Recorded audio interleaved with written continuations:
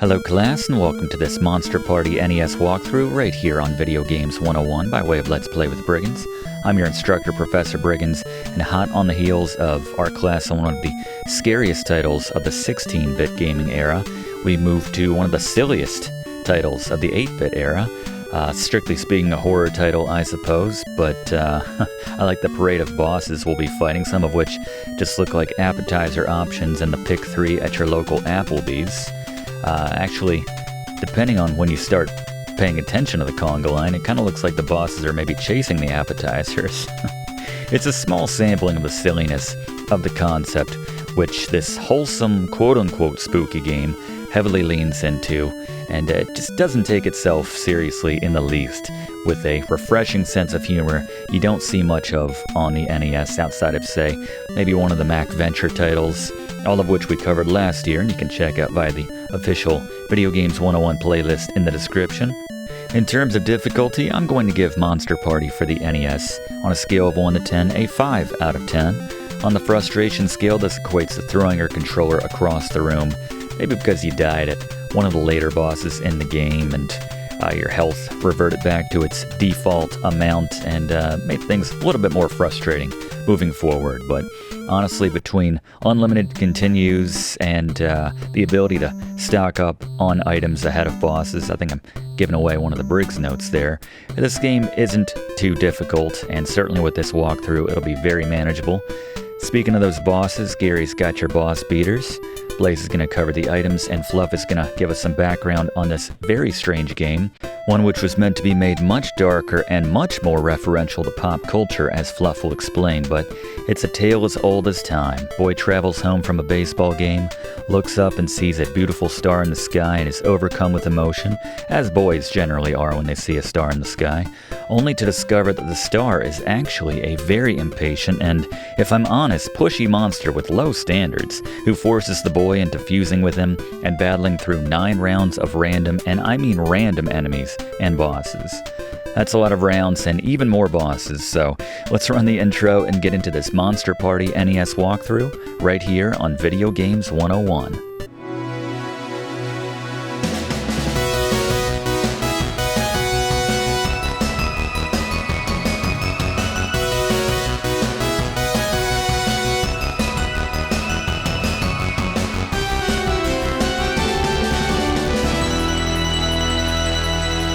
Before we get into the game, it's worth checking out the rest of this intro. The boy is still protesting.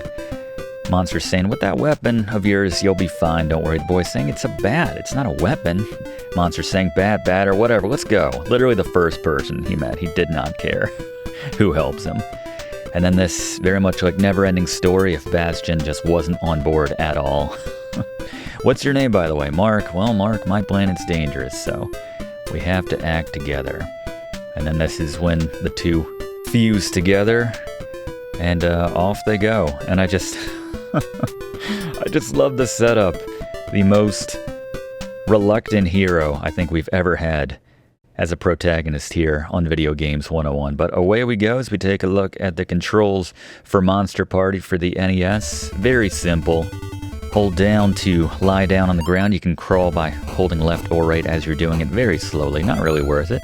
And then tap A to fly when you're Bert the monster, as we take a look at the Briggs notes for this Monster Party NES walkthrough, the keys to beating this game. First, item grind before the tougher bosses. We'll point out when you should be grabbing what before certain bosses. Use Gary's boss tips for taking on the bosses. And level 6 is a bit of a maze, so we'll show you the most efficient route, but now already the first boss, Gary. It's Scary Gary's Boss Beaters. About 30 seconds into this game, the man-eating plant is the first of many bosses here in Monster Party, and it's incredibly easy regardless of strategy. You can slowly try to hit the bubbles back at him with your bat, but I prefer to stand right next to the pot on the left side, positioned so that your hair and nose are just short of overlapping with the pot itself.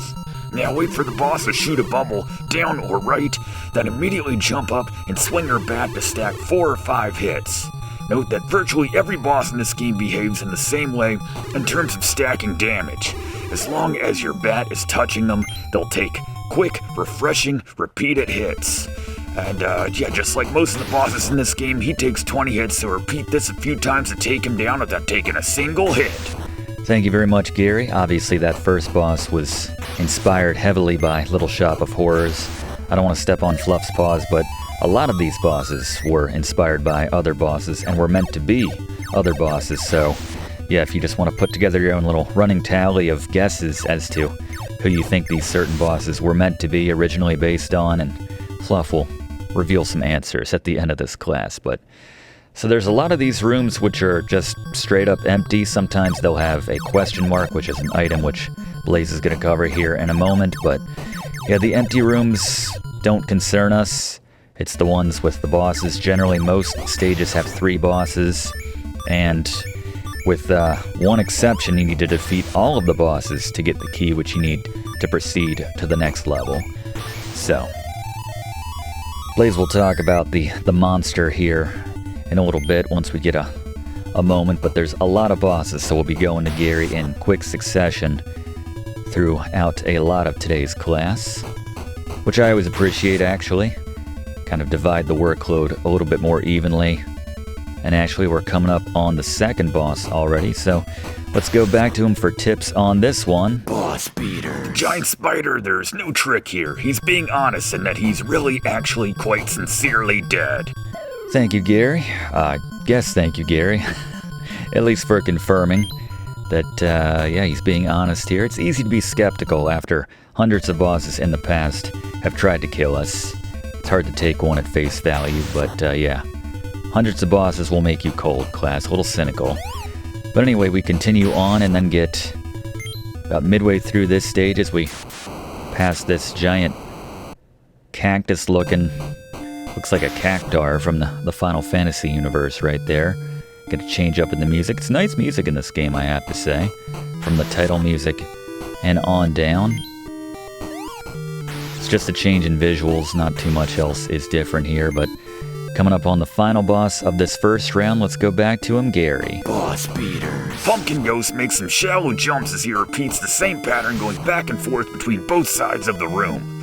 Touching his pumpkin head does 2 damage, whereas getting hit by his projectiles only does 1. For what it's worth, his body deals no damage, so if you lie flat as he runs over you, you won't take any damage. Of course, you'll probably get hit by a pumpkin, so I recommend maximizing your damage to take him down as quickly as possible. Just like with the first and all bosses here in Monster Party, you'll find that the bat stacks damage so long as it's making contact, so I like to sacrifice some damage early on and immediately chase the boss like the professor is showing, getting those hits in while you're close enough. If you're close to the 20th hit, you might try reflecting some projectiles back at him, though this can be difficult. Just ride him close, keep swinging away, and you'll take him down with minimal damage. Thank you very much, Gary. Another empty room right here. You'll see you do get one of those question marks after taking down a lot of the bosses as well. Again, shortly into the next round, we will bring in Blaze to talk about that, but after you defeat the final boss of a stage, again, in most cases, we'll talk about that later as well, you'll get yourself a key automatically, and then you'll use that in the final door on the stage to progress to the next round, get some health back as well, and a password for continuing on later. But now into round 2, a sewer level. You know how we feel about those, class. You'll find a lot of the bosses they're designed or animated differently, but their movements, their attack patterns are very similar between each other. But another boss. Boss beaters. We're stacking once again with Medusa. Once again, you can stand back and reflect her projectiles, but I find I generally end up taking about the same amount of damage with this more conservative approach. Plus, it takes a lot longer, so get in there, jump, swing, and stack. Thank you, Gary. Something about Mark kind of reminds me of Mike, I don't know. A little bit of the, almost as like a top-down perspective, the overworld perspective of Mike in Star Tropics. Just a little bit, and just, you know, the baseball player as well. The kid getting thrust into this, although Mike did it a bit more willingly, admittedly, and wasn't merging with a monster every 20 seconds or so. But anyway, now that we got a little bit of a break, let's bring in Blaze to cover the basic items which we'll find here in Monster Party.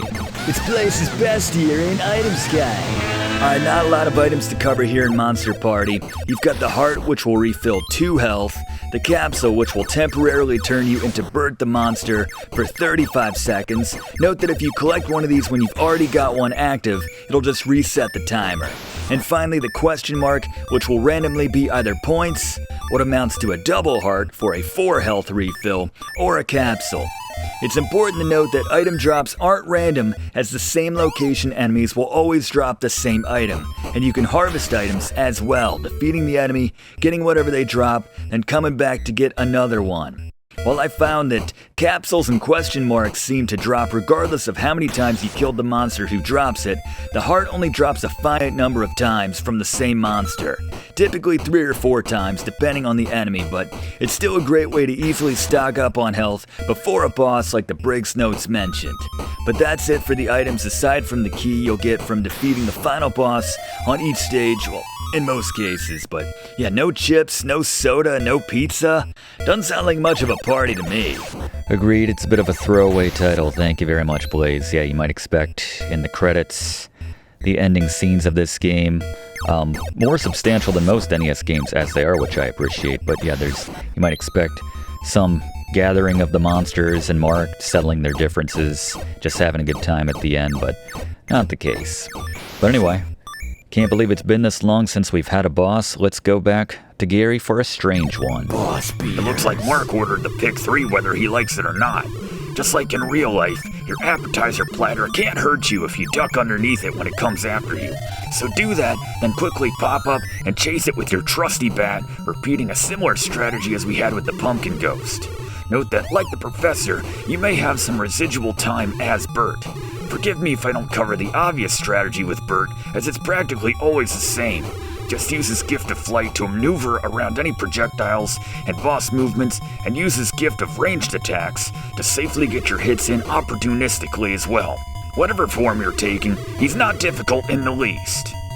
Thank you very much, Gary. I realize I said for a strange one. Strange is a relative term here in Monster Party, but this is one of the more infamous bosses of this game, certainly. The triple appetizer boss right here. As it bounces about, it's a good strategy. Very easy to dodge, as Gary mentioned. Just stacking these hits. Not sure what those things are in the background.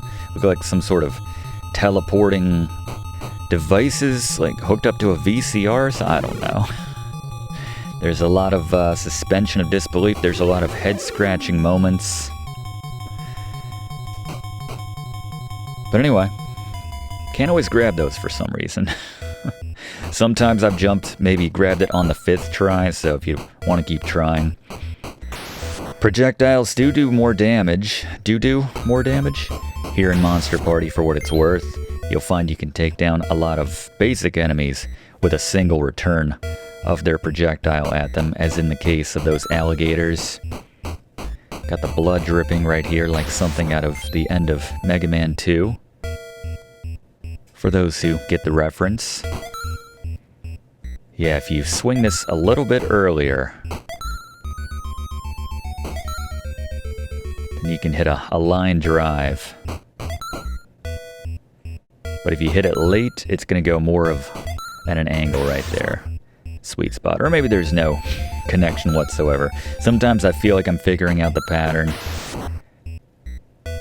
Telling Gary that earlier, but yeah, sometimes not so much. Yeah, these enemies, a lot of them patrol a very specific set of distance, so you just stand at the very edge and take them out without issue. Others will just keep walking right to left or left to right through you, in which case you might be able to stack enough hits if you just mash that attack button. But I'm gonna fly up here and go to the final boss for round 2.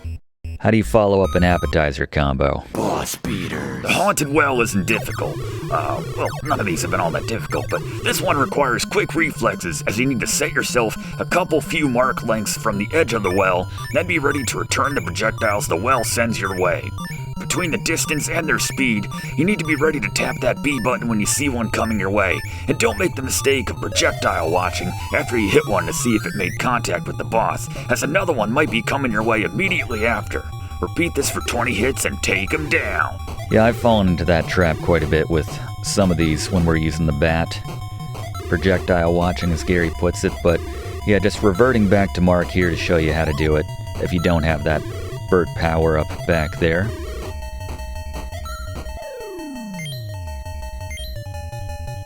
Later on the final few stages in this game, Bert becomes more powerful and his attacks can take down bosses in 7 hits versus the 20 bat hits, which most bosses generally take in this game. For what it's worth, but yeah, here you have an enemy walking on a very simple track and about 3 to 4 bat swings to take it down. In that case, that was returning one of those bubble projectiles from the egg. And I do appreciate that the returning the projectiles does a bit more damage, or quite a bit more damage. Probably as much as one of Bert's projectiles, honestly. Reward you for getting that timing down. I still can't believe this is the same team, or same developer at least, which made Clock Tower. Had to do them back to back as well, just for the full effect. Alright, and this is the door here. I guess there's a locked gate or something behind that pipe out that we can't see. That's what I'm choosing to believe, class. But moving on to round 3. And you can just dodge the stalactites right here just by walking through. Not even sure this constitutes a detectatize. Gotta bait these out right here. This music reminds me a lot of, I think it's Ninja Gaiden's Seeking the Truth piece of music, which you hear kind of late, midway point late in the game. That and something else. I don't know if this piece of music reminds you of something else on the NES. Please let me know, class. I feel like it's on the tip of my tongue, but certainly some of that, the Seeking Truth piece of music from Ninja Gaiden. Certainly the chord progression and that lead a little bit too, to some extent, but anyway, first boss here in round 3. Let's go back to him for tips on this one. Gary, what do you got? Boss beater. Did someone tell the developers that they'd have to pay a licensing fee to the Minotaur estate when they came up with this name? Giant Bull Man. Anyway, this boss defies virtually every NES convention in that its head both isn't a weak spot, nor will it hurt you should you touch it. As such, it's easy enough to jump over this boss through his head to avoid damage while batting back the cows he unaccountably throws at you. I guess I forgot about that in my Greek mythology class, but then again, this is Giant Bull Man, not Minotaur, so never mind. Anyway, you might get bored of getting the 20 required hits in this way as this boss tracks you across the room pretty obsessively, in which case, just post up in either corner and swing away at his weak point that is his body. With capsules on either side of the door, Bert's ranged attack can help in this battle, even though you need to fly pretty low or stay on the floor to make contact. However you do it, take him down. Thank you very much, Gary. Yeah, it's, I'll say it again, I can't believe this is the same company which developed Clock Tower. The same company behind Scissor Man brought you a giant bull man who throws cows at you as his defense. But there you go. Just a wacky, wacky game. And hot on the heels, next boss. Boss beater. Another boss name which feels like the developer was trying to avoid legal action from the Mummy Consortium. Maybe they just blew the naming part of their budget on the Medusa, but this boss gratifyingly doesn't track you or patrol across the screen like some of the other bosses. This boss's movement is more random, so take advantage of it spending a big chunk of the battle on one side of the screen by running to the other side, then batting its projectiles back at it. As the professor has mentioned, making contact with the projectile late in your bat swing increases the chances that it will return in a straight right to left or left to right line, so swing just before the projectile gets to you to ensure you can send it back. Repeat this again and again, retreating to the other side of the screen when the boss gets too close and take him down. Thank you, Gary. Yeah, that's a satisfying battle to do as Mark. Just hitting those projectiles back, making use of the kind of underrated bat mechanic in this game. It's easy to forget with all the ridiculousness in this game that's going on, but this is one of those enemies right here which will earn you a heart if you need it on the bottom down there.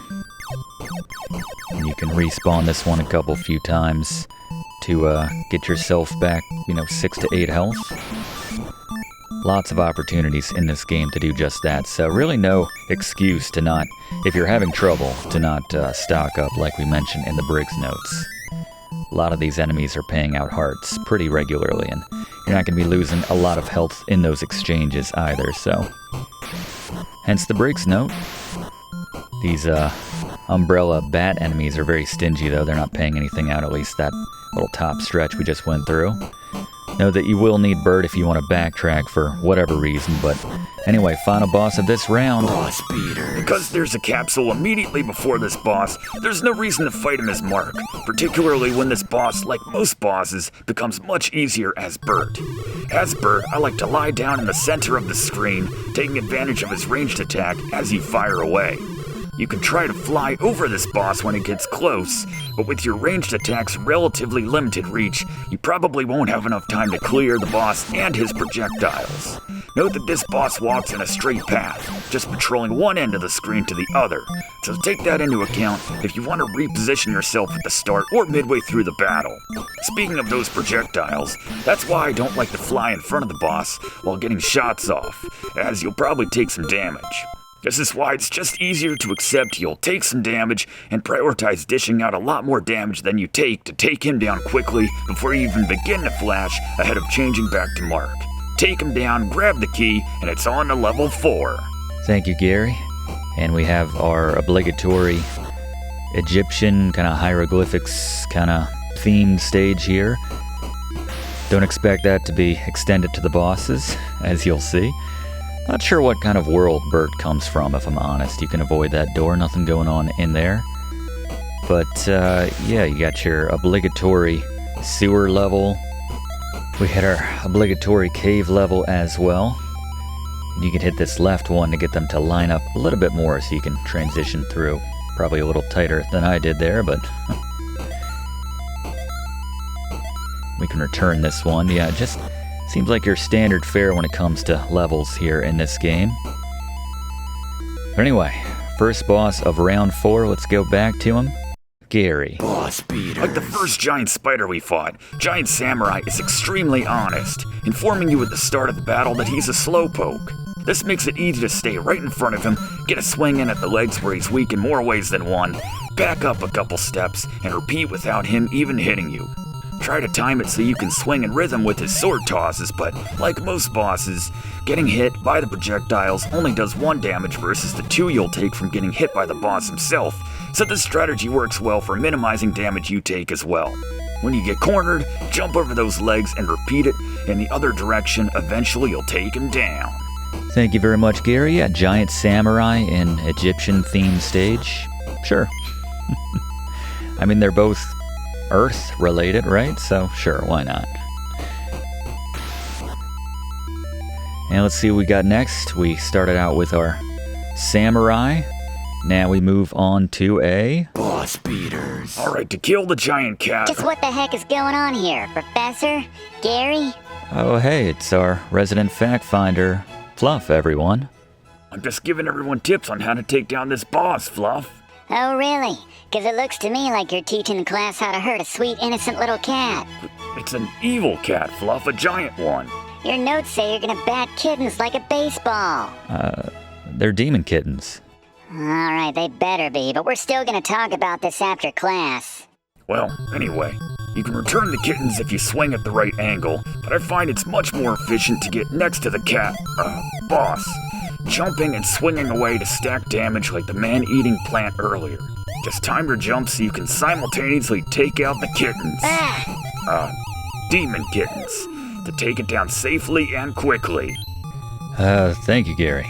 Yeah, that's not gonna be fun later, but anyway, yeah, another misplaced boss in this Egyptian stage. You'd expect some mummies. We already had some mummies. You think they would save them for this stage? I don't know, they just didn't care, didn't understand the natural habitat of mummies. I think there'd be a giant, I don't know, Cleopatra or something. Some sort of floating, like Tutankhamun attack type boss to reference our recent class on Life Force. Check that out via the playlist in the description. Guess the scorpions work, the snakes certainly do, the asps, if you will.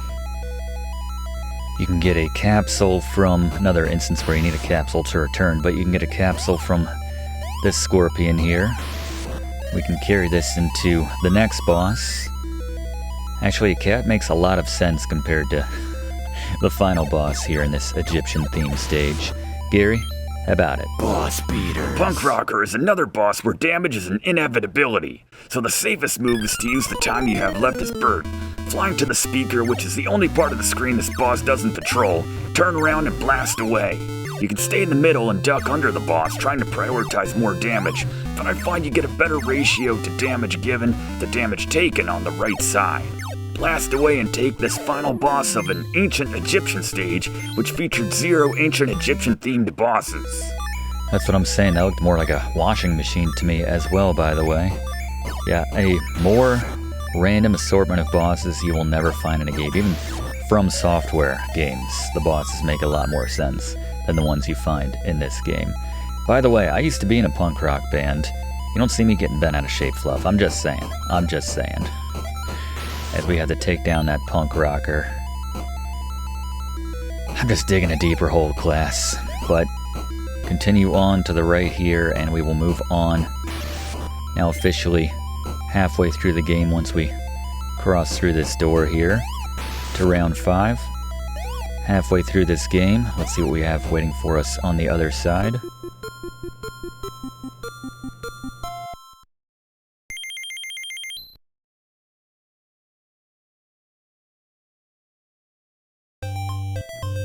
Obligatory kind of water river level. Got Nessie there. I appreciate this one, just a tiny little fish trying to act a lot tougher than it is with the shark fin. And this aesthetically looks a lot like the Jackie Chan's Action Kung Fu River stage, the third one overall, I want to say. Very similar look, but shocker, another strange one, Gary. Boss beaters. Possibly a first here on Video Games 101. I've told you to run from the odd boss now and then. This might be the first time I've told you to put down the controller to defeat one. And just another example of taking these bosses at their word, watch their dance as requested, and apparently feeling their lives have nowhere to go after this validation, they'll eventually die. The sandwich is optional, as is lying down in rhythm like the professor seems to be doing. Got to amuse yourself somehow. Thank you very much, Gary. Recommend BLT as a sandwich, by the way. Been on a kick lately.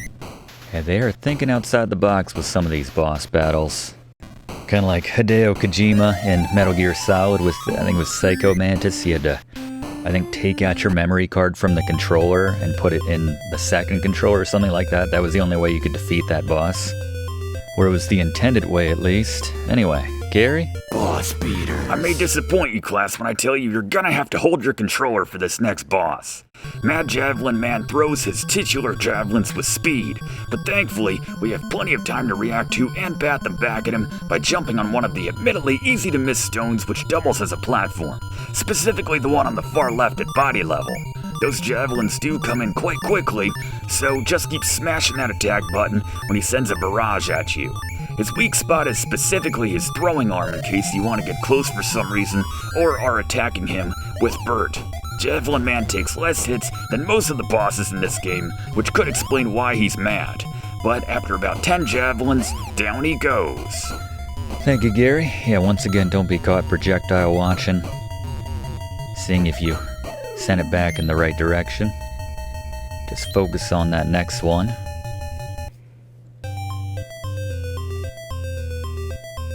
And moving on, they swapped out the trees now. Canopy up there for us, and that's a tough jump to make, by the way. But yeah, the water does do a little damage unaccountably. I guess we are on an alien planet, so all bets are off. Wherever we are. Not sure the story really matters all that much in this game. Just that hard line right there of clouds being replaced with trees.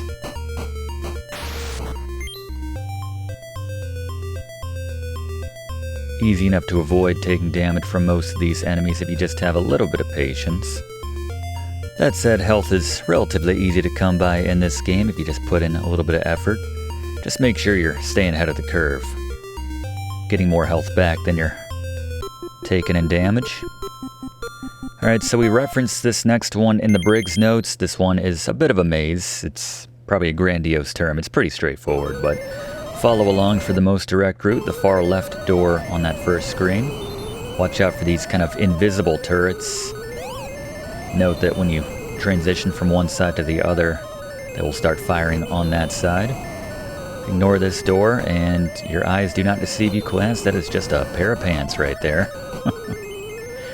Pair of pants and shoes. We are playing Monster Party, if you needed a reminder.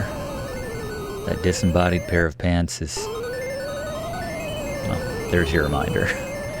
This is all linear right here. And we're going to make one stop off before the boss so that we can grab ourselves a Burt to use on the boss to make him much easier. So stop off in this first door.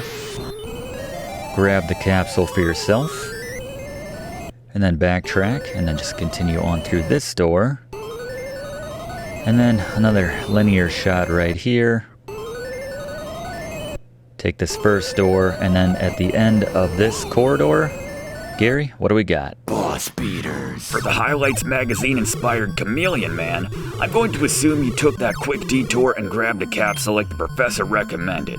If you did, just blast the bottom right face at the full distance of your attack to make this embarrassingly easy. 7 hits takes him down. Thank you, Gary. Backtrack to that intersection. This time go to the far right door. Take the first door here. Skip this next door, and you'll see we've been supercharged now. As Burt, we have a more powerful attack.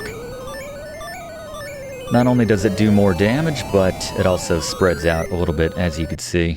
And you'll drop down, take this door, skip that middle door, take the left door.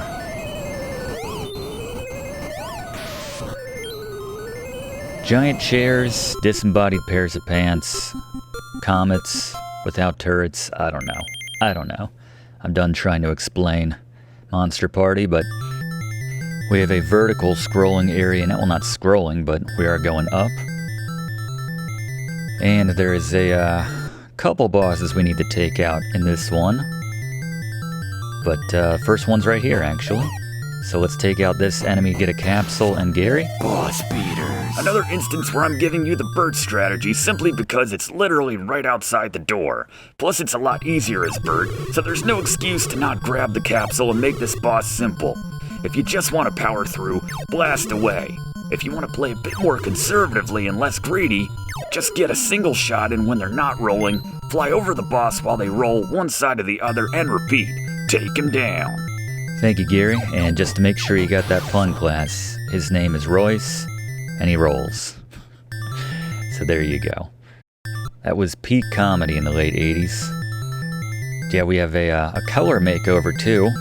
Swapped out our pink for this nice little yellowish, goldish, tannish, whatever you want to call it, color right here. To go with our more damage, which we dish out.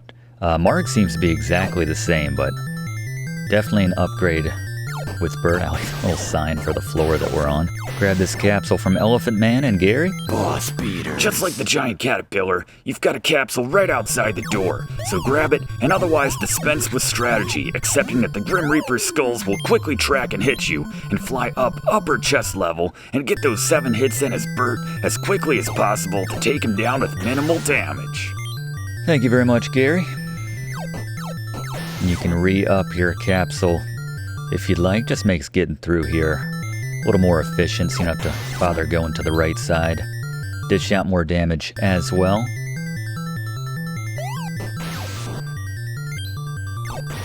Avoid them or take them on quite efficiently and effectively as Burt. And as we continue on, Fluff, I'm told you have a relevant fact to share with us?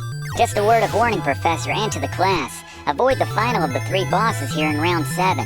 Due to what was likely a programming glitch, if you fight and defeat this repeat of the giant spider boss, you'll end up losing your key upon exiting, making it impossible to beat the level and continue on.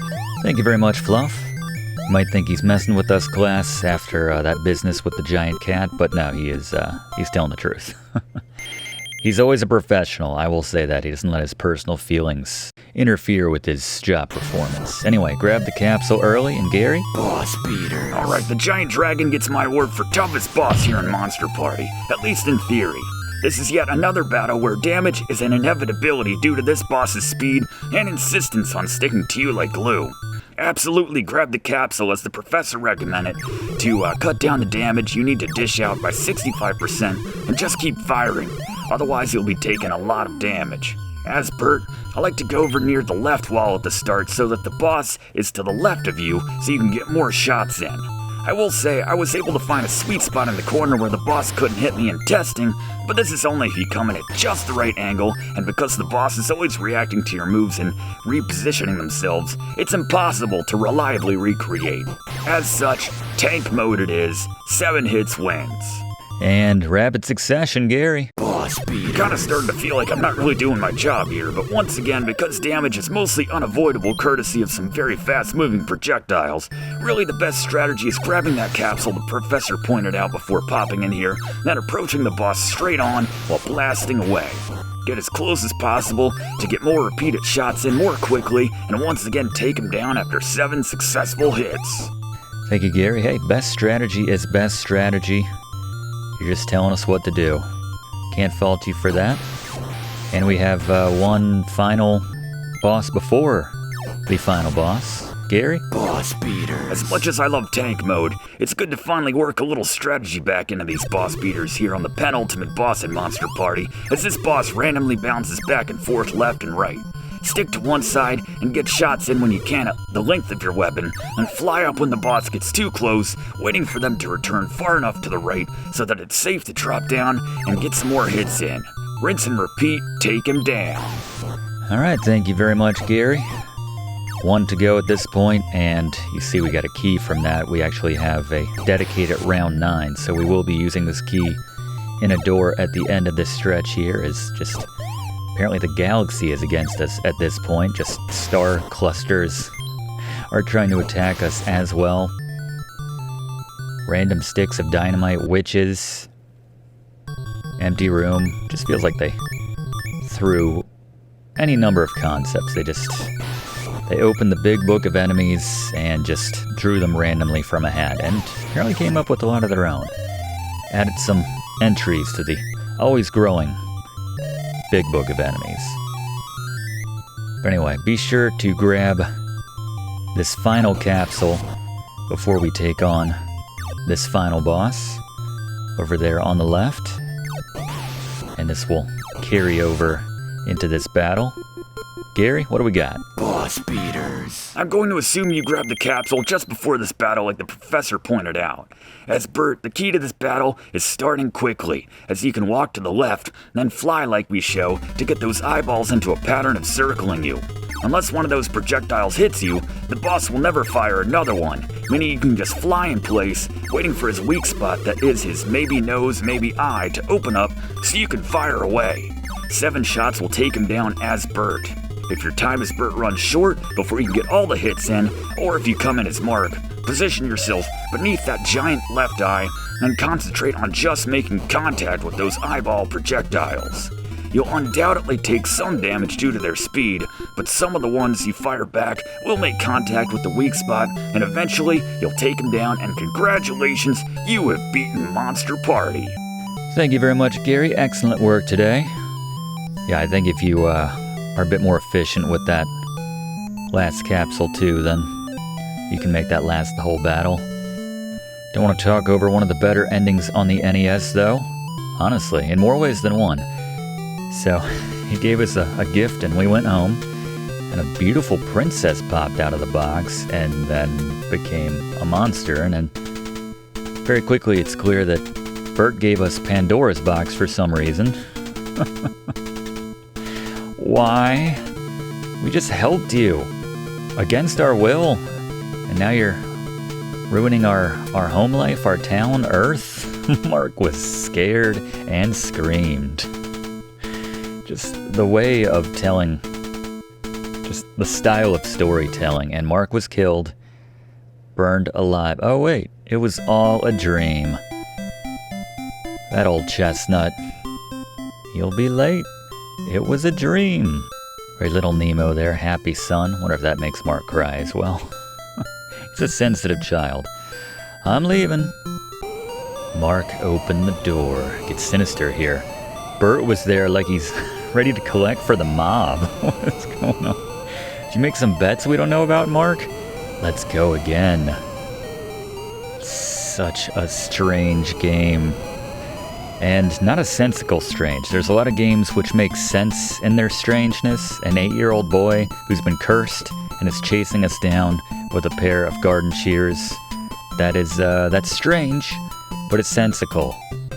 This is the other side of that coin, but anyway, now to give us some information, finally, some background on this game. We just didn't have a chance. There were so many bosses in this one. Let's get some Fluff facts before we get out of here with our resident fact finder, Fluff. Monster Party is a 1989 Bandai-published, human entertainment-developed title for the NES. This class comes hot on the heels of our class on the objectively much scarier and disturbing Super Famicom horror classic Clock Tower, also developed by Human Entertainment. While this game is one of the rare NES exclusives, meaning it was never released in Japan, there was a Japanese prototype version of the game known as Parody World Monster Party, which based on early screenshots was set to lean more heavily into the concept of parodying horror and horror-adjacent movies. The game also had a much darker look, a prime example being the title screen being changed from blood to slime dripping from the monster's face in the NES version. For whatever reason, that version of the game was never completed and released in Japan. It's not surprising that the NES version featured a lighter tone, though there are some head-scratching darker themes left in the actual game, not to mention the word hell and a religious cross above a building, both of which went against Nintendo's typically strictly enforced censorship policies of the time. Nintendo was also understandably wary of trademark issues, which explains why a number of enemies and bosses were designed and even named to be more generic, featuring some silly names which Gary has been pointing out. In some cases, the bosses just seem completely out of place in a horror game, like an appetizer-themed boss, and the very disappointing decision to feature a sweet and innocent cat as one of the bosses. Whoever heard of a cat being evil, by the way? There's a reason Cujo was a dog after all. Purportedly to the developer's credit, the original concept for the cat was to be a gremlin, just another instance of a sprite swap to avoid copyright infringement. Other notable examples of sprite swaps to avoid copyright infringement include the Xenomorph from Alien, which became the Grim Reaper, a mummy from, I guess, the 1930s Mummy movie being changed to Guardian of the Giant Sphinx, one of the apes from Planet of the Apes, for some reason, complete with the broken Statue of Liberty in the background who became the Pumpkin Ghost, and of course Audrey from Little Shop of Horrors losing its microphone speaker and being given more of a generic plant makeover for the man-eating plant. They also changed the Medusa's initial look of that of a woman snake to more of a snake, probably due to Nintendo's issues with attacking women. But yeah, it's not surprising this game received a near Doki Doki Panic level of sprite swapping in order to finally see a release in the US. Not to mention this version was never released in Japan at all. A prototype Famicom cartridge was sold in Japan for roughly $6,000 back in 2011, and a ROM of that unreleased version surfaced in 2014, so you can experience that even wackier version of this game, which is already a pretty wacky game. Certainly is. Thank you very much, Fluff. Big thanks to all my TAs today, especially to Gary, who turned in, I think, over 20 boss beaters, so there you go. That's our time, though, and then some. If you haven't already done so, please consider subscribing to enroll in these classes. We do one of these classes every single week in the same spot. We'd love to have you enrolled. Click that like button, too, if you don't mind. Really does help us out to make future classes for you. And leave a comment. Anything you want. You want to talk about the appetizer boss? You want to talk about how many of the bosses which you recognized their initial design, as Fluff just covered? You want to talk about Bert and his strange backstory, which we just scratched the surface of. It's all fair in this one, but that's our time for this week. We'll see you next week in the same spot for another scary game right here on Video Games 101. Thanks for watching, and don't forget to like and comment on this video and click subscribe if you haven't already, as this seriously helps me to keep making great content for you. And check the description of this video to see what song is playing right now.